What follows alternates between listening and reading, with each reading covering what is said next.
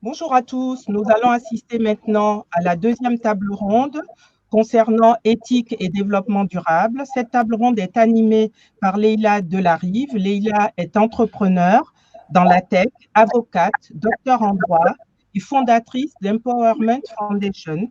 Leïla, c'est à vous. Je vous remercie. Bonjour et bienvenue à toutes et à tous. J'ai l'immense plaisir et l'honneur aujourd'hui de recevoir des orateurs extrêmement reconnus dans leur domaine respectif. Et nous allons parler d'IA, de développement durable et d'éthique. J'accueille le professeur Jean-Gabriel Ganaskia, qui est professeur d'informatique à la faculté de sciences de Sorbonne et qui est membre de l'Institut universitaire de France, ainsi que président du comité d'éthique du CNRS.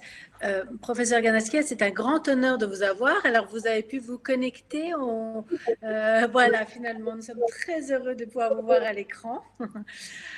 Monsieur le professeur, si vous êtes d'accord, j'introduirai au fur et à mesure nos différents intervenants, mais si vous êtes d'accord, parlons tout d'abord d'IA, parce que c'est un terme qui est extrêmement utilisé partout, qui est parfois surutilisé. Et moi, j'aimerais bien que l'on commence par s'entendre sur les fondamentaux sur lesquels nous allons discuter aujourd'hui. Nous allons parler d'IA. Est-ce que l'on peut définir une définition qui est communément admise et que nous allons tous reprendre aujourd'hui dans le cadre de nos discussions?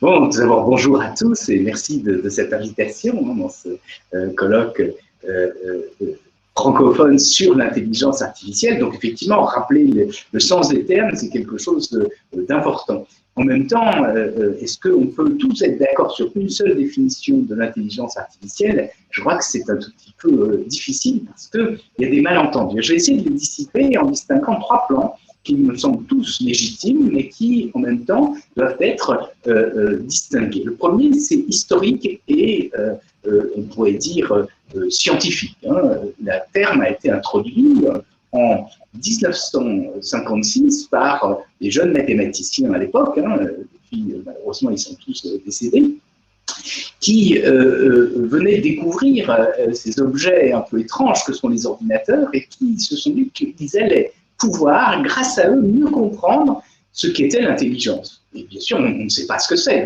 un mystère qui reste entier, mais on va essayer de mieux le comprendre. Pour le comprendre, l'idée c'est que nous sommes intelligents, cette intelligence est le produit de toutes nos facultés cognitives, et donc on va essayer de prendre ces facultés cognitives une à une et de les simuler sur un ordinateur. Quelles sont ces facultés cognitives? C'est par exemple la perception, c'est-à-dire l'interprétation des signaux, nos yeux, nos oreilles, le raisonnement, l'apprentissage, la mémoire, tout ça, ça relève des facultés qu'on va essayer de modéliser. C'est ce qu'on a fait depuis 65 ans maintenant.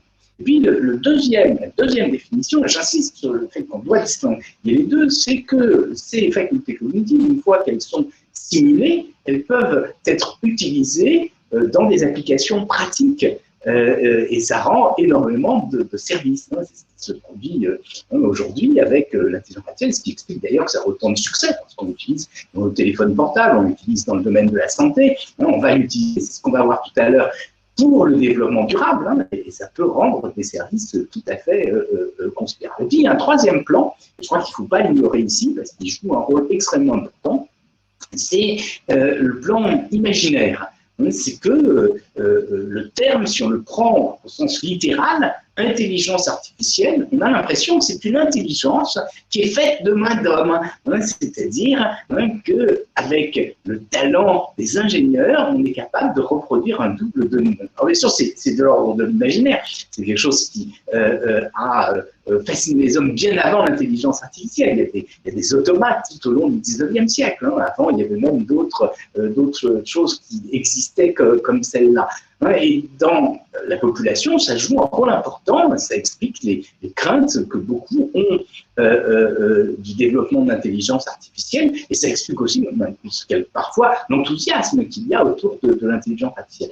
Mais je crois que bien sûr, il faut distinguer les trois aspects, et on va revenir tout de suite sur les questions d'éthique, parce que est-ce qu'il peut y avoir une éthique des sciences? Oui, une éthique des sciences, c'est juste que répondent bien à la quête de vérité, qui est celle de science, qu'on ne triche pas, hein, et donc effectivement qu'on ait des résultats empiriques qui justifient ce qu'on a fait. Le deuxième point, c'est est-ce qu'il y a une question d'éthique liée au développement technologique? Alors là, oui, hein, on va essayer de le voir tout à l'heure, parce que ça joue un rôle extrêmement important dans la société contemporaine. Hein. On peut même dire hein, que le monde aujourd'hui, le monde du numérique est directement lié à l'intelligence artificielle. Et pour donner un exemple, vous savez que le web, c'est le couplage des réseaux de télécommunications avec un modèle de mémoire, ce qu'on appelle l'hypertexte, qui est réalisé avec des techniques d'intelligence artificielle. Donc, vous voyez, ça a transformé le monde. Hein. On oublie certainement un peu trop, hein, même si, bien sûr, il y a des aspects technologiques qui ne sont pas directement d'intelligence artificielle, c'est quand même important. Sur le troisième aspect, sur l'aspect imaginaire, non, enfin, je veux dire, c'est plus là de l'ordre fantasmatique. Et bien sûr, il ne faut pas confondre les deux, parce qu'il y a des gens qui pensent que l'éthique, c'est de lutter contre ces fantasmes imaginaires. Et je crois que non, l'éthique, c'est lié contre les vrais dangers. Donc il faut dissocier, je crois que c'est vraiment tout à fait essentiel, les peurs et les dangers. Malheureusement, hein, souvent, là où il y a peur, il n'y a pas vraiment de danger. Et quand il y a des vrais dangers, on n'en a pas très peur parce qu'on ne s'en rend pas compte. Justement, M. le professeur, si on ne se rend pas compte des vrais dangers, aujourd'hui, quel est selon vous le plus grand danger sur lequel nous devons porter notre attention? Alors, je dirais qu'il n'y a pas un seul danger. Je pense que le développement de l'intelligence artificielle transforme la société parce que les relations entre les hommes sont modifiées. Vous voyez bien que tous nos échanges interhumains sont médiatisés, hein, et c'est particulièrement vrai en cette période de pandémie par le numérique. Donc nous sommes réduits, nos paroles, nos images sont réduites à des flux d'informations, et ensuite tout cela peut être manipulé. Alors ça peut être manipulé pour utiliser un peu ce qu'on sait de nous, hein, afin de nous faire des propositions, afin de nous vendre des produits, afin de nous faire voter hein, dans une certaine direction. Et tout ça sont des questions très problématiques. Et puis, donc, on a vu hein, des pays comme la Chine, par exemple, hein, où on utilise l'intelligence artificielle pour faire un crédit social, pour établir un score de réputation. Vous voyez que ça pose des problèmes majeurs. Et je crois que c'est bien là où il faut dissocier hein, les fantasmes, c'est-à-dire cet imaginaire lié à l'intelligence artificielle de la réalité, c'est qu'un certain nombre de gens pensent que la machine va devenir autonome et nous dépasser. Non, ce n'est pas la machine qui est problématique. Ce sont les hommes qui sont derrière les machines. Et donc, les vrais enjeux, je crois, sont des enjeux politiques aujourd'hui. C'est de ça dont il faut parler. Politique, et puis je dirais, et c'est bien sûr ce qui justifie tout à fait hein, la table ronde que nous avons aujourd'hui, c'est que l'intelligence artificielle, ça repose sur des machines qui exécutent énormément d'opérations, ce qui demande une certaine énergie. Donc ça a un effet sur l'équilibre écologique de la planète, hein, sur le réchauffement climatique. Ça a un effet aussi parce que les matériaux qui sont utilisés pour fabriquer les processeurs sont problématiques. Ça a un effet parce qu'il faut recycler tout cela, et tout ça sont des questions qu'il faut poser sérieusement, mettre en balance les avantages, bien sûr, et les bénéfices qu'on pourrait tirer de l'utilisation de l'intelligence artificielle dans le secteur du développement durable. Merci, monsieur le professeur. Je vous propose de revenir dans la discussion et de passer à Guillaume Chasselot, qui est notre second intervenant. Guillaume, vous êtes, un Mozilla Fellow et surtout le fondateur de Algo Transparency, qui permet justement d'avoir des algorithmes qui soient plus éthiques et une certaine transparence par rapport à ce monde algorithmique.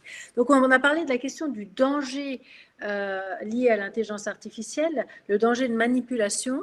La transparence des algorithmes devrait permettre justement d'éviter ce genre d'effets pervers. Guillaume, parlons à présent des biais dans l'intelligence artificielle et je vous cède la parole. Oui, merci. Alors moi je vais parler surtout du deuxième point de Jean-Gabriel Ganassia qui est comment l'intelligence artificielle est utilisée comme un outil. Et en particulier, comment elle a été utilisée comme un outil à Google quand j'y étais. Et elle est toujours utilisée donc à Google et à YouTube. Donc, quand vous êtes sur YouTube, en fait, vous avez des vidéos sur la droite de la vidéo qui est recommandée. Et en fait, toutes ces vidéos sont calculées par une intelligence artificielle. Elles sont même calculées par une des plus grosses intelligences artificielles en production actuellement. Donc, Google est très fier de ça. Cette intelligence artificielle, elle est tellement puissante qu'elle est à l'origine de plus de 70% des vues sur YouTube. C'est-à-dire qu'on pense que les gens vont regarder ce qu'ils veulent sur YouTube, ce que leurs amis leur envoient, etc. Mais en fait, non. La plupart des gens qui regardent sur YouTube, en fait, ils se sont fait happer par une intelligence artificielle, par une espèce de thumbnail avec un clickbait, ce qu'on dit putaclic en français, pour cliquer dessus. Alors, il y a des fois où, évidemment, on voulait regarder ça, et il y a des fois où on se fait happer par l'intelligence artificielle. Donc, la question, ça va être dans quel cas c'est quelque chose qu'on voulait vraiment faire, et dans quel cas l'intelligence artificielle va avoir un objectif différent d'une autre. Alors, quel était l'objectif de l'intelligence artificielle de YouTube? L'objectif, pour nous, ingénieurs à YouTube, c'était simple, c'était de faire rester les gens le plus longtemps possible sur la plateforme. Donc, l'objectif de l'intelligence artificielle, c'est vraiment de vous faire passer plus de temps. Pourquoi? Parce que si vous passez plus de temps, la plateforme peut montrer plus de publicité. Et puis, à YouTube, ils se disaient, ben, si les gens passent plus de temps, ça doit être qu'ils sont contents, sinon ils sont libres de partir. Mais du coup, ça a favorisé tout un certain type de contenu qui était justement très, très efficace pour le temps de vue et qui n'était pas forcément celui qu'on attendait. Et ça, je m'en suis rendu compte, en fait, dans un trajet en bus où la personne qui était à côté de moi regardait des théories du complot pendant 6 heures d'affilée. Pendant 6 heures, il regardait YouTube, des théories du complot sur théorie du complot. Donc, j'ai essayé de lui parler en disant, mais ces vidéos, c'est absurde. J'ai essayé d'argumenter sur chacune des vidéos. Mais en fait, il me disait, oui, mais il y en a tellement des vidéos qui disent qu'il y a un complot pour tuer 2 milliards de personnes. Il y en a tellement des vidéos qui disent ça, c'est forcément que ça doit être vrai. Et là, je me suis rendu compte que moi, en tant que programmeur de l'intelligence artificielle, je l'avais programmé pour que les gens restent le plus longtemps en ligne et que donc, cette expérience de cet utilisateur dans les théories du complot, d'un point de vue de l'IA, elle était parfaite. C'était un modèle à reproduire et que l'intelligence artificielle allait prendre ces théories du complot et essayer de les recommander à un maximum de personnes pour qu'ils restent le plus longtemps sur YouTube. Donc, j'ai parlé de ce problème ces 3 dernières années. Au début, j'ai eu peu d'attention, mais l'an dernier, YouTube a pris énormément de mesures pour lutter justement contre ce qu'ils appellent les harmful content. Et donc, ils ont réduit beaucoup ces théories du complot. Par exemple, la théorie de la Terre plate, qui était très efficace pour faire rester les gens longtemps sur YouTube.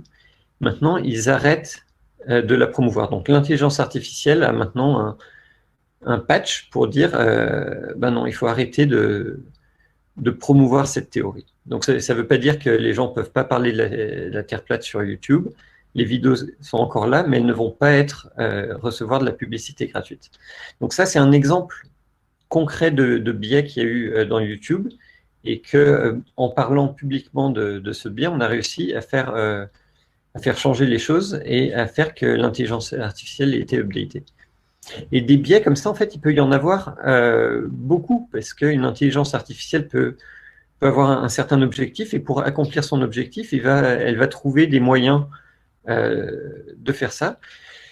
Donc, ce que je dis maintenant, c'est qu'il faut absolument avoir de la transparence sur ce que font les intelligences artificielles pour qu'on puisse résoudre les problèmes.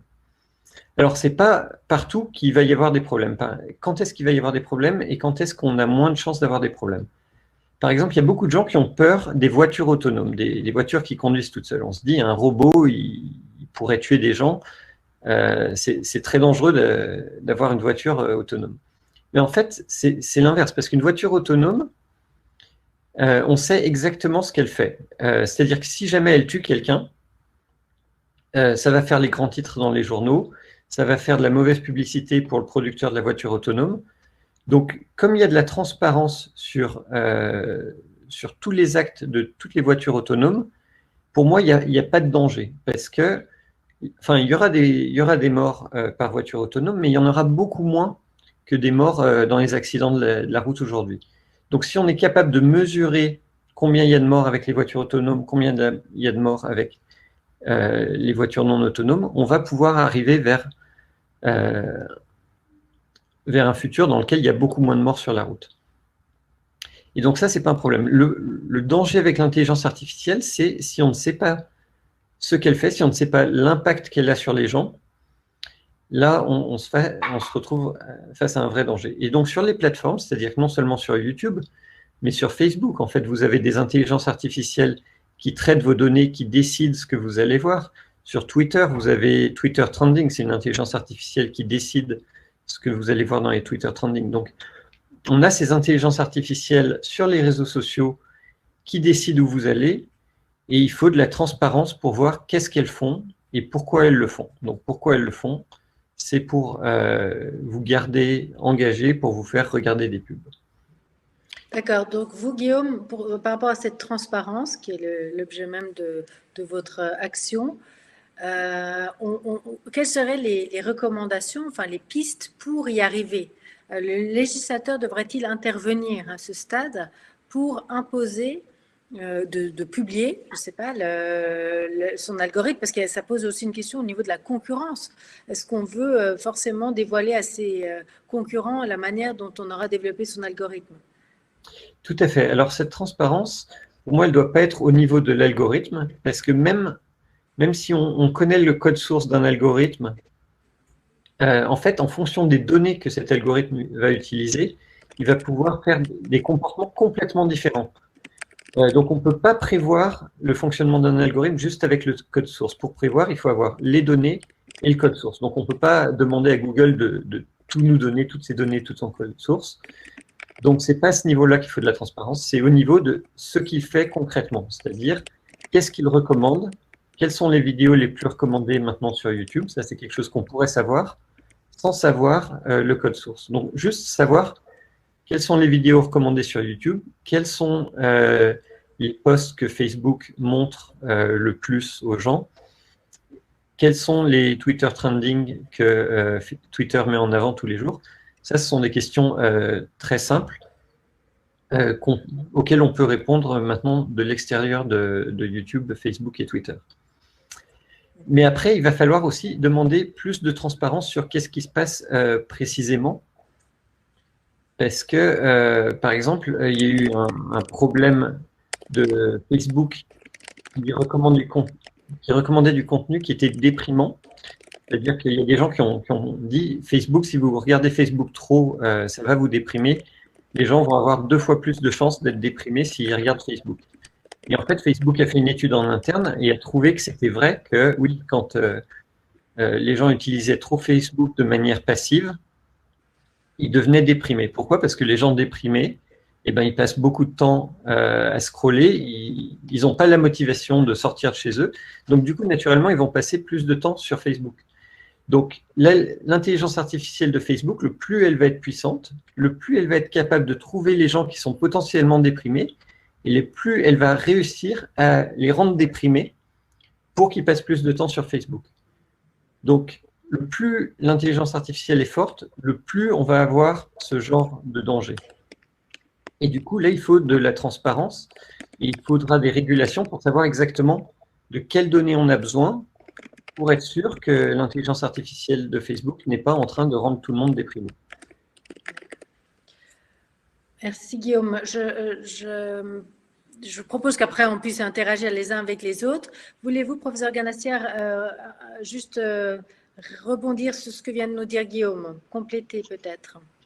Oui, ben, je crois que ça va tout à fait dans le sens de ce que j'avais exposé. Et je l'en remercie beaucoup d'abord parce qu'il a bien distingué ce que sont les craintes. Et par exemple, sur la voiture autonome, il a montré que hein, la peur de cette voiture autonome est liée au terme autonome. On croit que la voiture va décider d'elle-même et qu'elle va prendre le pas sur l'homme. Hein. Autonome, d'ailleurs, au sens moral, hein, ça a une valeur très très forte, hein, parce que quelqu'un d'autonome, c'est quelqu'un qui est capable de choisir de lui-même les règles qu'il va suivre. Et donc, on craint qu'une voiture va faire ça.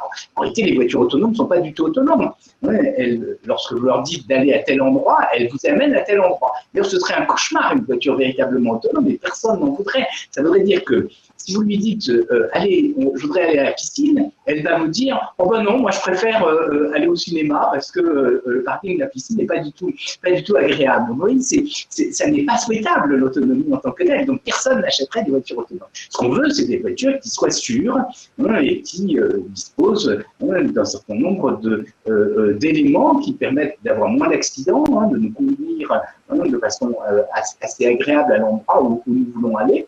Est-ce qu'il y aura des voitures autonomes demain? On n'en sait rien. Hein. On peut penser qu'il va y avoir des aides à la conduite, des automatismes à l'intérieur de la voiture, par exemple des portions du circuit sur lesquelles on va pouvoir conduire, mais elles ne seront pas totalement autonomes. En revanche, et je trouve que l'exemple qui a été donné sur la publicité ciblée est vraiment extrêmement important, c'est de ça dont je parlais. C'est-à-dire qu'effectivement, on est manipulé par les outils d'intelligence artificielle. Et derrière, qu'est-ce qu'il y a? Il y a les puissances économiques. Alors qu'on comprend d'ailleurs, elles ne sont pas fondamentalement condamnables, mais bien sûr, si on généralise, on se retrouve un peu débordé parce que certains, bien sûr, vont passer leur temps à regarder des vidéos complotistes, par exemple, où ils vont être conduits à avoir des informations qui vont les conforter dans leur façon de voir.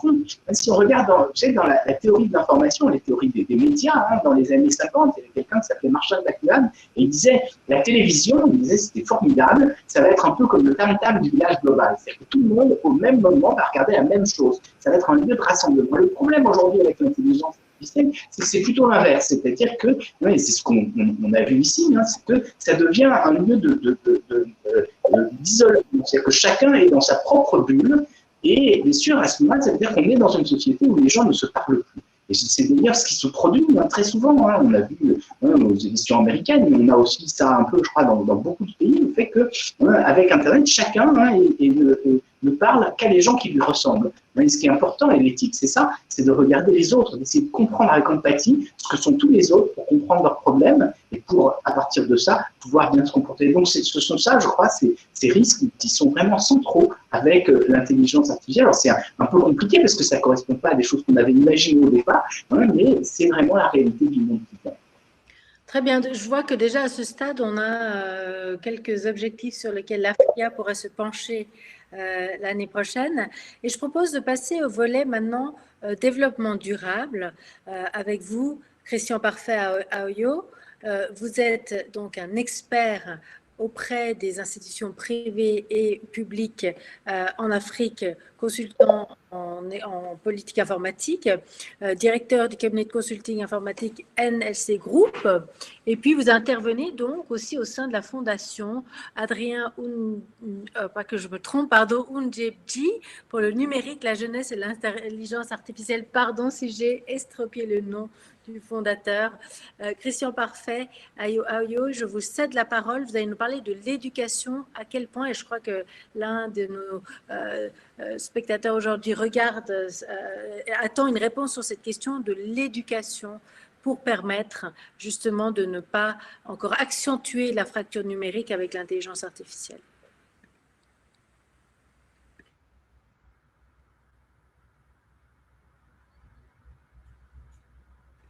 Le micro est coupé, Christian. Votre micro? À gauche, en bas? Il faudrait que vous appuyiez sur sous l'icône couper le micro. Non. On ne vous entend toujours pas. On a un problème de son. Alors, si Christian peut activer son micro ou alors peut-être voir en attendant avec notre régie technique. Hamza, voudriez-vous, je vous vois apparaître à l'écran, tel le génie. le temps de régler notre prochaine… Oui, je veux bien faire Alors, l'interconnexion. permettez-moi de vous présenter d'abord. Vous êtes le président et fondateur du fonds d'investissement InnovDeal et surtout une initiative dont vous êtes très fiers, IA pour tous. Et donc, vous souhaitiez, pouvoir intervenir sur la question du développement durable, de ces changements climatiques et donc d'expliquer en quoi l'intelligence artificielle aura également un impact à ce niveau-là. Très bien. Bon, écoutez, je vais Hamza, faire le je vous lien. cède la parole. Alors, on l'a vu tout à l'heure avec l'introduction que Jean-Gabriel a fait, et je le remercie. L'IA est partout. Il bouscule nos conventions, nos usages, et voire même notre philosophie de vie. Il dérange par sa rapidité, son immensité, et on a l'impression d'une perte de contrôle. Et justement, cette perte de contrôle et cette non-maîtrise, c'est quelque chose sur lequel on doit travailler grâce à l'éducation, grâce à l'acculturation. Je pense que M. Ayou va revenir dessus. L'IA pose des questions sur l'universalité de sa compréhension, et ce qui générerait en fait une universalité de son adoption.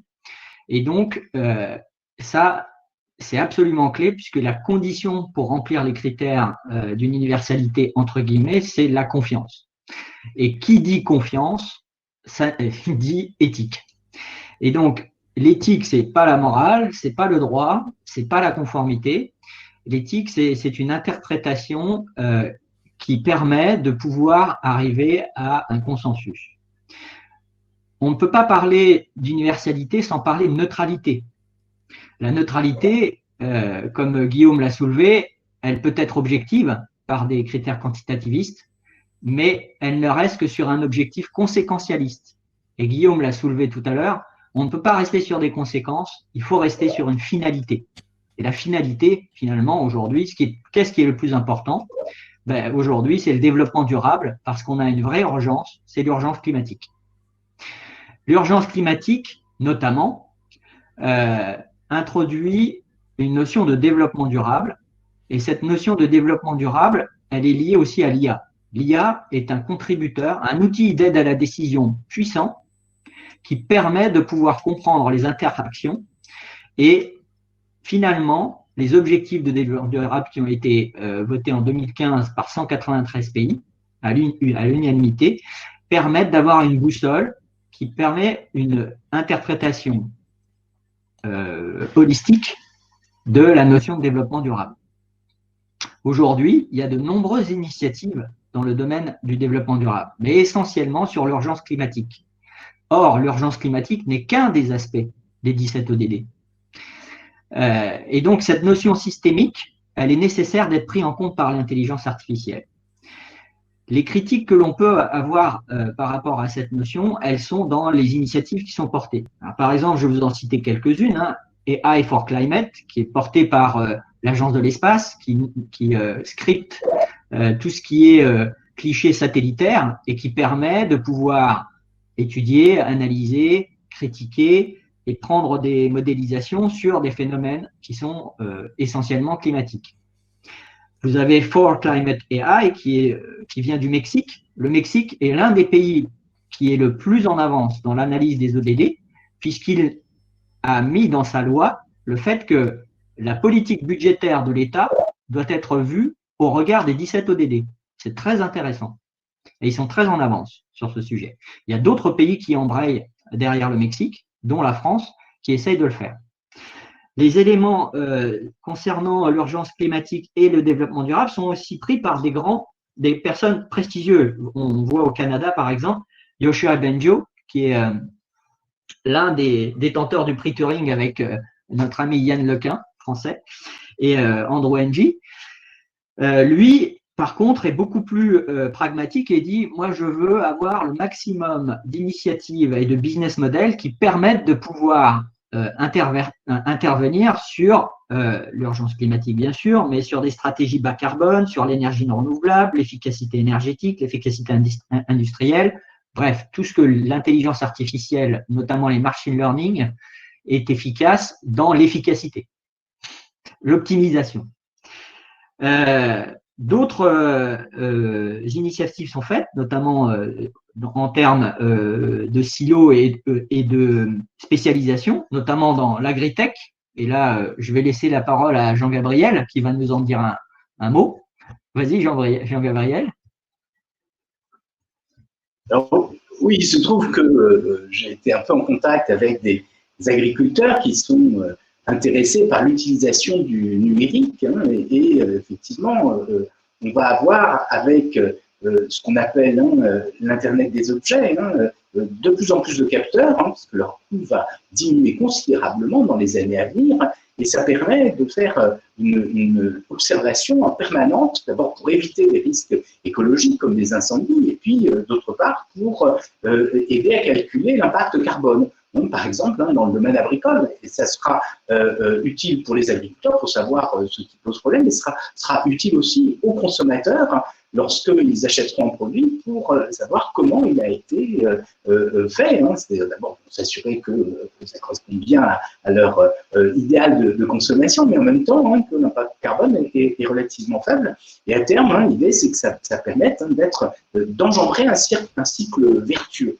Ça veut dire effectivement que j'ai dit, hein, on a des capteurs, mais l'intelligence artificielle est nécessaire parce qu'elle permet de faire la synthèse de l'ensemble des informations qui sont envoyées par les capteurs. Donc on est effectivement dans la même, hein, comme Hamza disait, il parlait d'efficacité, hein, on peut parler d'efficacité énergétique, mais là aussi on peut parler hein, d'impact carbone hein, dans tous les domaines. Et j'aimerais juste rebondir là-dessus parce que on parle beaucoup de promesses. À quel stade en sommes-nous pour que toutes ces promesses puissent se réaliser au niveau de la démocratisation de la tech, de cette technologie, de l'intelligence artificielle? Effectivement, lutter contre les incendies devient une priorité lorsqu'on voit ce qui s'est passé en Californie, en Australie ou encore plus près de chez nous ici. Mais à quel stade en sommes-nous pour que nous puissions effectivement bénéficier de ces développements technologiques? Alors, moi, ce que je sais, en tout cas en France, hein, je ne sais pas ce qui se produit dans l'ensemble des pays du monde, mais il commence à y avoir hein, un certain nombre de groupements d'intérêt publics qui réfléchissent à la captation de tout un tas de données agricoles, ensuite au stockage de ces données et à leur interprétation. Donc, ce sont des choses qui sont en cours hein, et qui commencent à se faire. Alors, à quel rythme ça va se faire hein, c'est une question ouverte. Moi, je crois que plus il y a une demande de la société, plus c'est important. Mais vous savez que vous avez déjà des applications hein, qui aident le consommateur hein, à se guider hein, dans ses choix alimentaires. Et ce qu'il faut, c'est à la fois développer ce type d'application à partir de toutes les données qu'on va retenir, mais c'est aussi essayer d'éduquer le consommateur pour qu'il devienne de plus en plus exigeant de ce côté-là. Et donc, c'est aussi à nous hein, d'expliquer quels sont les problèmes et de faire en sorte qu'il y ait un large public qui soit demandeur hein, de ces différentes informations. C'est que ce qui va être vertueux, c'est pas simplement le gouvernement et le pouvoir, c'est l'ensemble de la société qui doit devenir vertueuse de ce point de vue-là. Parfait. Eh bien, absolument. Je voudrais juste préciser une chose. Oui, allez-y, Hamza. Oui, et après, comme ça me permet de rebondir sur l'éducation. Voilà, pour permettre à Christian d'intervenir. Je vais juste préciser une chose. Il y a une initiative qui est à noter et qui va en pleine ligne droite avec ce que Jean-Gabriel vient de dire. C'est qu'il y a des bénévoles qui ont créé Climate Change AI, qui permet de regrouper des ressources, des méthodes, des datasets, qui permettent aux personnes gratuitement et aussi des lignes de code qui permettent aux personnes de s'approprier cette technologie pour pouvoir l'appliquer à des problématiques qu'ils rencontrent sur le terrain.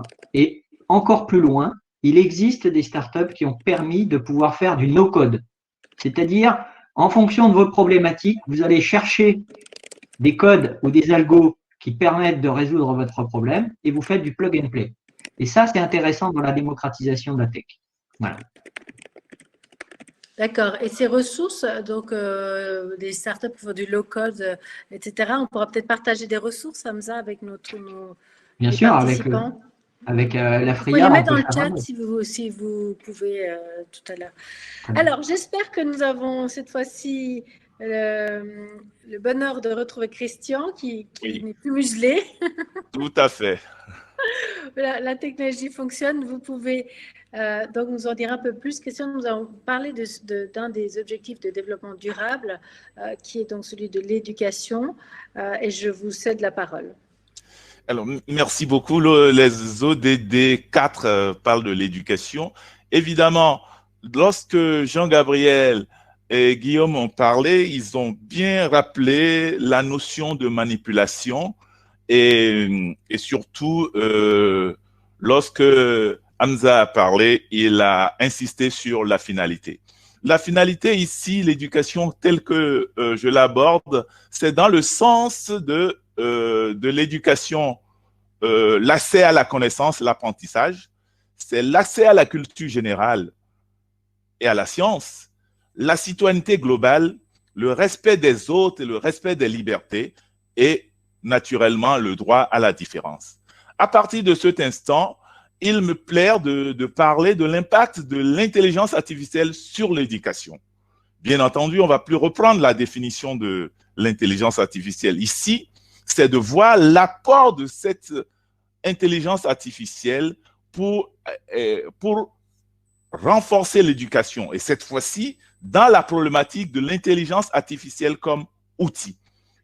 Pour ce fait, j'ai utilisé un triangle que j'appelle le triangle enseignant, apprenant et le savoir. Et ce triangle est relié par des relations entre eux, entre ces trois pôles, qui peuvent être la didactique, la pédagogie et puis les notions d'apprentissage. Voilà. À partir de cet instant, l'intelligence artificielle aura des impacts sur l'enseignant. La manière d'enseigner doit pouvoir changer dans ce monde où nous avons beaucoup d'informations. Et tout à l'heure, on a parlé de la notion de savoir pour mieux décider, savoir pour ne pas avoir peur et savoir pour ne pas être manipulé. Il en va de même pour l'apprenant. La manière d'apprendre va changer. Donc, il ne s'agit pas ici de voir l'IA sous l'angle de manipulation et d'en avoir peur. Il s'agit plutôt d'aller avec le savoir. Donc, la pédagogie avec l'intelligence artificielle doit changer. Et dans la table ronde précédente, on a parlé de tous ces outils et l'idée, c'est de faire en sorte que la citoyenneté, telle que je le disais tout à l'heure, l'accès pour tous à la connaissance, la citoyenneté globale, la différence, l'IA ne soit pas ou ne soit plus un frein pour créer des fractures au niveau de ces structures-là. C'est dans ce sens qu'il faut voir qu'il y a un lien entre l'enseignant et la pédagogie, entre l'élève et le savoir. Il y a la notion, c'est lié par l'apprentissage, et entre l'enseignant et le savoir, il y a forcément les didactiques. Au niveau de tout ce maillon, il va falloir que l'intelligence artificielle soit utilisée intelligemment pour renforcer cette connaissance et replacer l'homme au cœur du développement. Évidemment, nous sommes dans une thématique qui parle de l'éthique. Mais quels sont les enjeux d'éthique? À ce niveau, il faut voir que nous n'avons pas à craindre la machine, puisque c'est l'homme qui crée la machine, et on a vu que c'est l'homme qui programme. À partir de cet instant, si je suis l'intervention de Guillaume, bien entendu, lorsque l'homme, le programmeur, le détenteur du savoir, programme, il peut amener à dissiper les angoisses et à contrôler. Donc, l'aspect éthique, dans ce sens, serait mieux contrôlé. Il faut impérativement former, je l'ai dit et je ne le dirai jamais assez, former tous les enseignants. Parce que ce qui se passe aujourd'hui, c'est que l'éducation se trouve un peu larguée par rapport à la vitesse de développement de nouvelles technologies d'une manière globale et surtout de l'intelligence artificielle.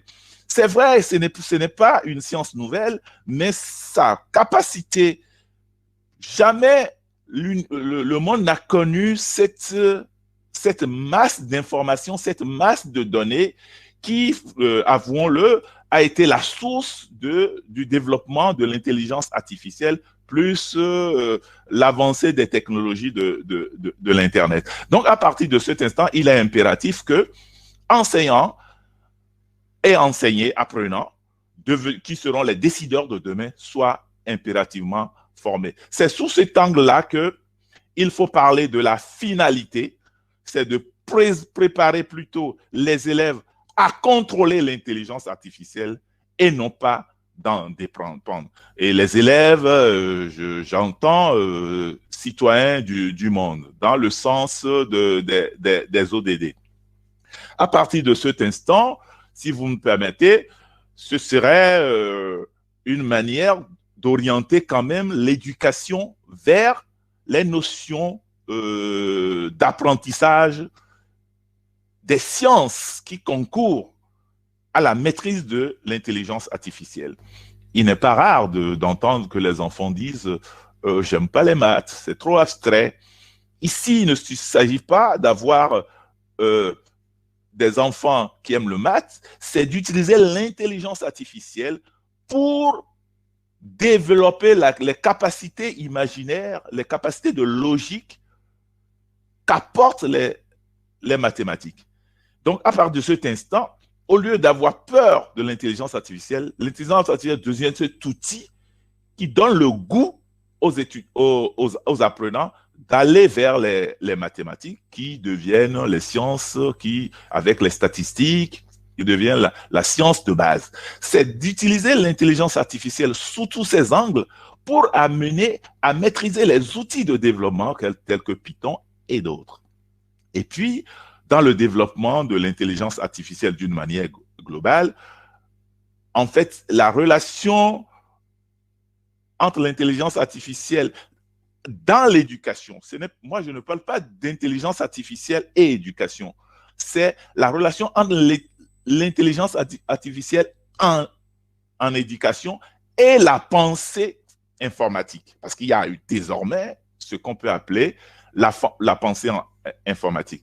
Cette relation-là, disais-je, est symbiotique. Donc, à partir de cet instant, il faut d'une manière ou d'une autre que l'étude des agents intelligents, donc du traitement de l'information, est une bonne chose, mais il faut qu'on développe au sein des apprenants, dans le système éducatif, d'une manière globale, ce qu'on appelle la pensée informatique. La pensée informatique ne doit pas être en opposition avec la pensée humaine tout court, parce que la science n'a de valeur, l'IA n'a de valeur que lorsqu'elle sert l'humanité, et une fois encore, l'humanité est au centre. Alors, pour revenir à la problématique, dans cette problématique, on sait bien que pour utiliser l'intelligence artificielle, il faut beaucoup de moyens, et tous les pays ne sont pas logés aux mêmes enseignes. C'est pour ça qu'il faut aller dans la mutualisation pour capitaliser les compétences, et c'est à ce propos que le premier forum sur l'intelligence artificielle, surtout dans les pays francophones, qui, osons le dire, sont souvent en retard par rapport aux pays anglophones, surtout si on se situe dans la partie que nous maîtrisons bien, les pays anglophones de l'Afrique. Je vous remercie. Christian, je vous propose aussi d'interagir donc avec les participants qui ont posé un certain nombre de questions. Vous les trouvez sur la droite de l'écran, oui. sur la rubrique questions. Et donc, une des questions qui nous est posée, c'est comment faire en sorte que l'intelligence artificielle ne viennent pas, dans le fond, accentuer le biais de genre, mais permettent justement de favoriser une plus grande égalité hommes et femmes. Quelle éthique pour que l'intelligence artificielle, on l'a vu parce qu'il y a eu des cas de discrimination à l'embauche, par exemple, ou d'autres cas qui ont fait la une dans les journaux récemment. Comment faire pour que cette IA éthique puisse favoriser une plus grande égalité? Déjà, il faut commencer par réduire ce qu'on appelle les fractures numériques. Et évidemment, le problème ne se pose pas selon qu'on est au sud et au nord. Au sud, entendez l'Afrique, les pays en voie de développement, et au nord, les pays européens. Évidemment, les infrastructures sont telles qu'au nord, cette inégalité genre n'est pas trop accentuée. Mais au sud, il y a des pesanteurs sociologiques qui font que tout le monde n'a pas encore accès à la technologie, l'informatique et aux outils. Cela arrive très rapidement avec le développement de la technologie. Ce qui peut être neutre, c'est de développer des stratégies au niveau des États, surtout en termes d'éducation. Et l'éducation pour tous. Et dans la politique éducationnelle des pays, surtout francophones d'Afrique, que j'ai la chance de connaître, il y a déjà cette volonté. Il faut seulement que la fracture numérique liée d'abord au numérique, renforcée par la spécificité de l'intelligence artificielle, il faut diminuer cette fracture en mettant en place de manière progressive des stratégies d'équipement, avoir des regroupements, des centres de données, par exemple, dans un premier temps par sous-région, par entité existante, par qu'un seul pays compte tenu des coûts, et progressivement venir vers des esprits d'open data, vers des esprits de partage dans un esprit de libre-échange. Lorsqu'on a ces assets-là, encourager ou inciter la mutualisation à tous les niveaux et de demander quand même un effort au gouvernement du Sud de mettre sur pied les infrastructures d'accès à Internet à haut débit. Ça, c'est important. Une fois qu'on a réglé cela, j'ai suivi la dernière table ronde emploi-formation où on parlait de l'opportunité de Covid. Il faut aller au-delà.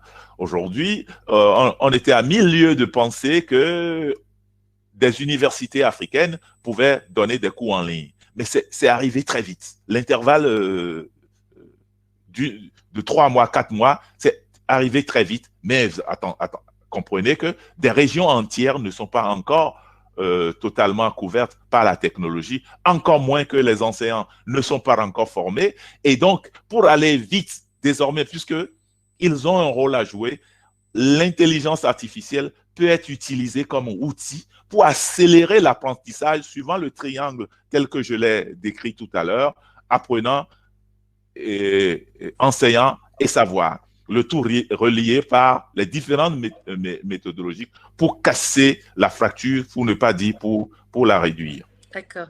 Alors, je me tourne vers les autres participants. Souhaitez-vous interagir, répondre Jean-Gabriel, je vous vois vous rapprocher de l'écran. Souhaitez-vous rebondir sur cette question du biais et de l'intelligence artificielle qui va pouvoir peut-être surmonter ce biais de genre? Écoutez, peut-être de façon plus générale, il y a quelque chose qu'a dit Christian Parfait, avec lequel je suis tout à fait d'accord. Il a dit qu'il faut utiliser intelligemment l'intelligence artificielle. Je crois que c'est vraiment central. L'intelligence artificielle n'est pas par elle-même intelligente. Comme j'ai essayé de l'expliquer dans mon introduction, elle permet de mieux comprendre l'intelligence, de le rendre plus intelligent en sachant mieux qui nous sommes, quelles sont nos fonctions cognitives, qu'est-ce que c'est que la compréhension, qu'est-ce que c'est que l'homme. De ce point de vue-là, c'est extrêmement utile. Elle nous permet de développer tout un tas de technologies qui sont utiles, entre autres, on l'a vu, le champ du développement durable, mais aussi le champ de l'éducation.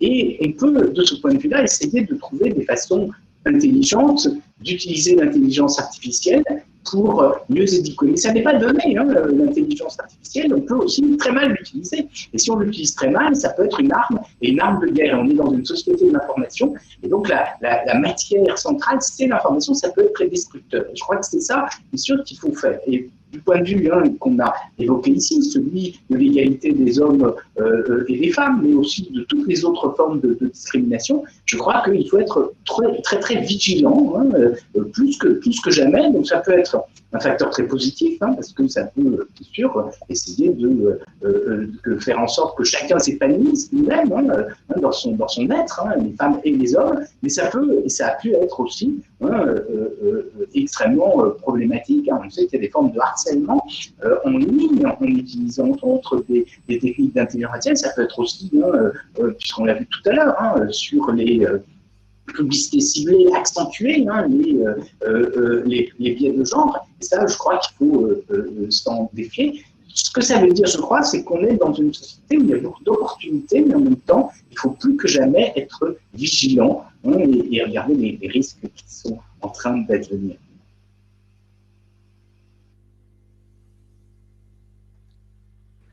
Hamza, l'éducation pour tous, c'est un thème bien évidemment qui est au cœur de votre action.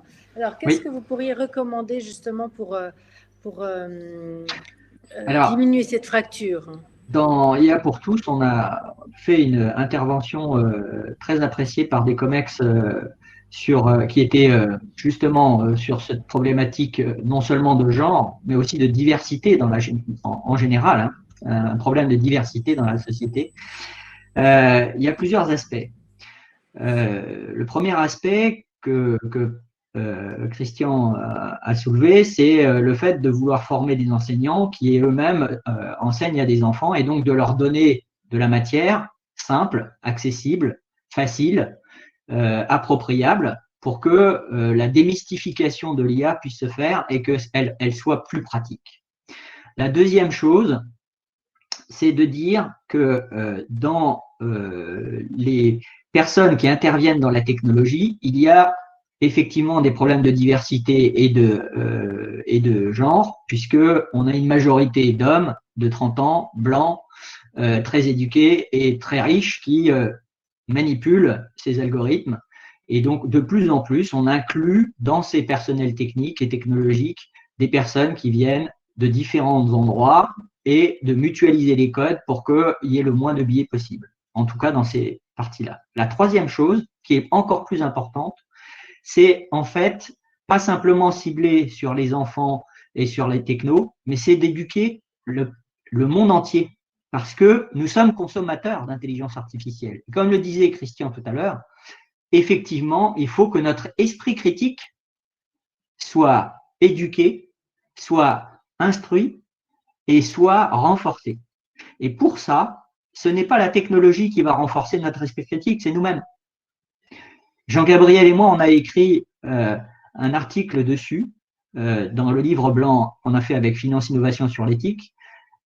Il y a plusieurs sources sur lesquelles on peut s'appuyer.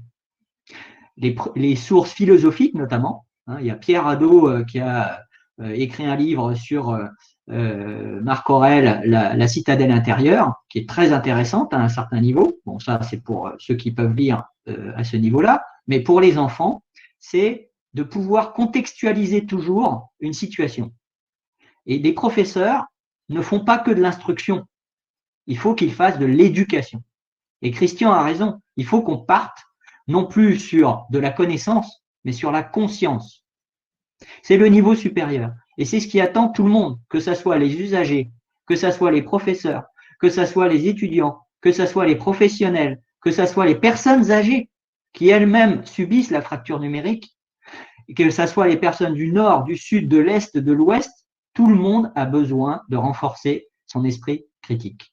Et IA pour tous a été créé pour ça en 2016, sous cette impulsion-là, grâce en fait à des réunions qui ont été faites avec des scientifiques comme Jean-Gabriel notamment, mais aussi avec des start-upers qui eux-mêmes ne comprennent pas leur propre technologie. Et comme Guillaume le disait, il faut un support aux technos pour avoir ethic by design, c'est-à-dire pouvoir penser au moment de faire le code, au moment de faire l'algorithme, pas simplement à l'objectivation de l'optimisation du code, mais à la finalité. On en revient toujours à ce terme de finalité. Et je voudrais insister sur une chose, la FRIA, pour son aspect francophone, est très important par rapport aux anglophones, parce que les Français et les francophones, en général, sont intimement liés à l'épanouissement de l'humain, pas à la monétisation. Et je pense que la FRIA a un rôle majeur à jouer sur cette finalité qui est paix, solidarité, prospérité économique. Et on doit arriver tous à ce que ça soit majeur dans la finalité. Merci beaucoup. On arrive au terme. Il est midi et je pense que bon nombre d'entre vous veulent passer peut-être à autre chose ou à table. Moi, je retiens personnellement plusieurs thèmes sur lesquels, puisque l'objectif aujourd'hui, c'est de définir des thèmes sur lesquels l'AFRIA va pouvoir se concentrer dans les années à venir. On a parlé de la nécessité de comprendre cette intelligence artificielle, de se finalement concentrer sur cette finalité de l'intelligence artificielle et non pas de l'avoir comme en tant que tel un outil pour encore maximiser les profits.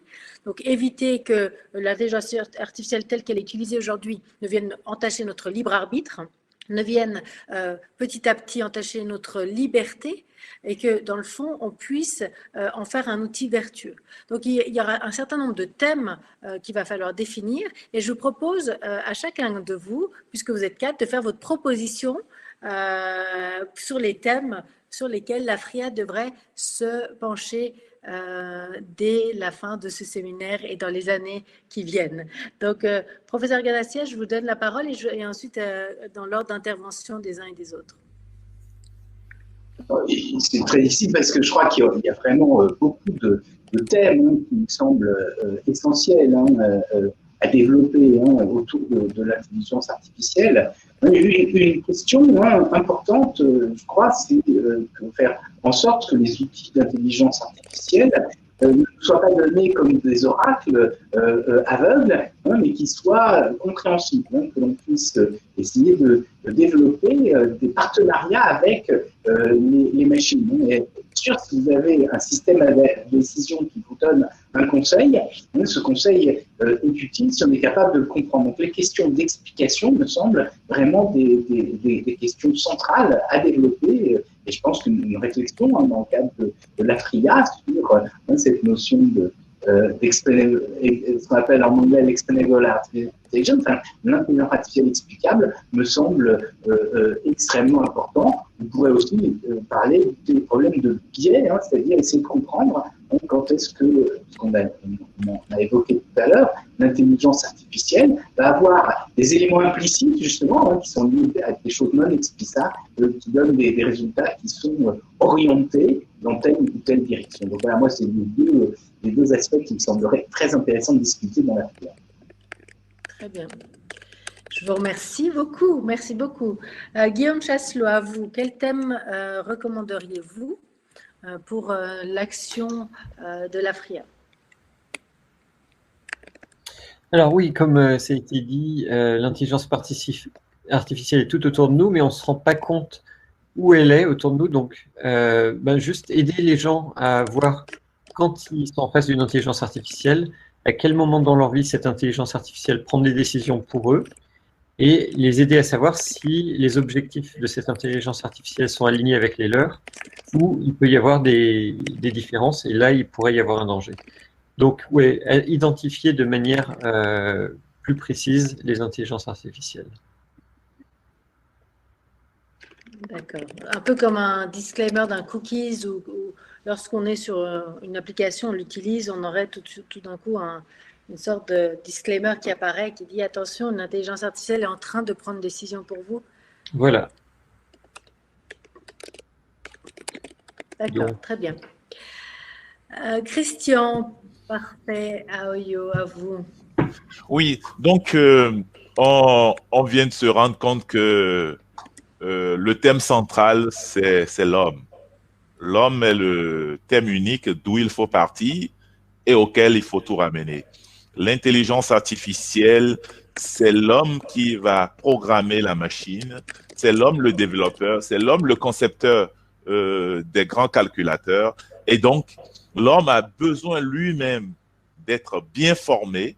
Et une fois qu'il est bien formé à travers l'éducation au sens large, à travers sa culture, à travers sa diversité, le simple fait d'être tolérant, de savoir que l'autre peut avoir une autre religion, l'autre peut être homme, l'autre peut être femme, l'autre peut réfléchir autrement, l'autre peut être blanc, l'autre peut être noir. Le simple fait de le savoir et d'avoir l'intelligence artificielle pour faciliter cela.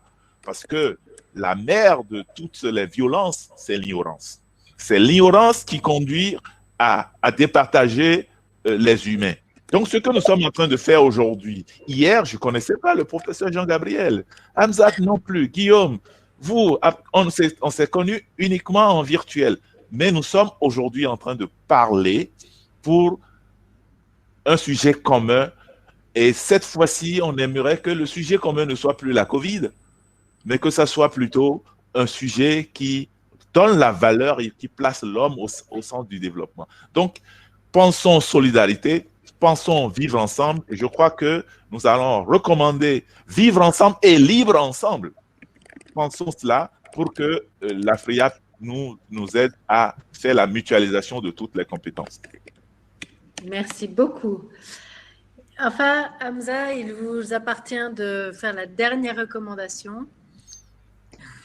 Alors moi j'en ai deux, mais elles sont liées.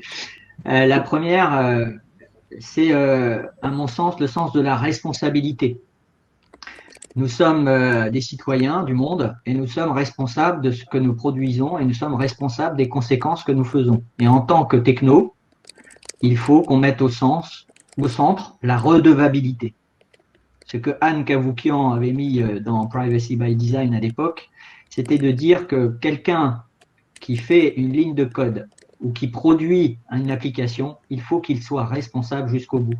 On le voit aujourd'hui avec Facebook. Mark Zuckerberg, à l'époque, au départ, c'était juste un annuaire, et aujourd'hui, c'est au-delà de ça. Parce qu'il y a l'usage qui permet de déformer ce qu'on a a priori au départ voulu, mais il y a aussi tout ce qui est culturel, tout ce qui est transformation, adaptation, pivotage. Et donc, la redevabilité est importante. Donc, la responsabilité jusqu'au bout est importante. Et deuxièmement, pour pouvoir avoir cette responsabilité, il faut que l'IA soit mesurable, traçable et auditable. Et si Guillaume arrive à faire cette transparence au niveau des algorithmes, alors on aura vraiment avancé dans cette partie auditable, parce que du coup, on aura un audit, pas simplement, c'est pas un audit technologique, c'est un audit de la finalité. C'est de savoir vers où on va et si c'est compatible avec notre société locale. On n'a pas vocation à faire quelque chose d'universel. Il faut servir d'abord le peuple et le pays dans lequel on est, en premier ressort, voire même la région où on est. Parce qu'en Afrique, il y a des régions, il y a des villages qui sont spécifiques par rapport à d'autres. En Asie, c'est pareil. En Amérique du Sud, c'est pareil. Il faut avoir le respect des populations locales, autochtones. L'AFRIA a un gros rôle là-dessus. Eh bien, messieurs, je vous remercie infiniment pour toute cette matière avec laquelle vous nous avez aujourd'hui ébloui et ravi les sens. Donc, j'ai partagé notre tableau avec les post-it. Demain, nous allons restituer à l'ensemble des participants l'objet de nos discussions. Et j'espère que nous aurons pu aujourd'hui contribuer à faire avancer dans le fond ces grands chantiers, et j'espère que toute la francophonie de la Suisse, la France, tous les pays francophones d'Afrique et partout dans le monde, que nous nous unissions pour permettre à ces chantiers d'aboutir. Merci beaucoup pour votre participation et votre temps. Au revoir et merci. Merci Leïla. Merci Guillaume, Jean-Gabriel et Christian. À bientôt. Merci à tous. À très bientôt.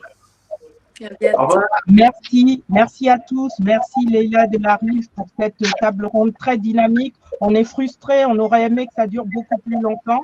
C'était passionnant, très intéressant. Merci à tous les intervenants. Il me reste à vous donner rendez-vous à 14 h. La journée continue à 14 h avec 2 tables rondes. La première à 14 h pile, on sera à l'heure, sur la souveraineté numérique, et la deuxième que j'aurai le plaisir de modérer à 15 h sur femmes, éthique et inclusion. Alors, comme ce matin, allez dans les liens, allez dans le chat où je pense que dans quelques minutes, vous aurez le lien du débat de 14 h et ainsi de suite. Je reviens vers vous à 14 h. Bon appétit à tout le monde. À tout à l'heure. À tout à l'heure.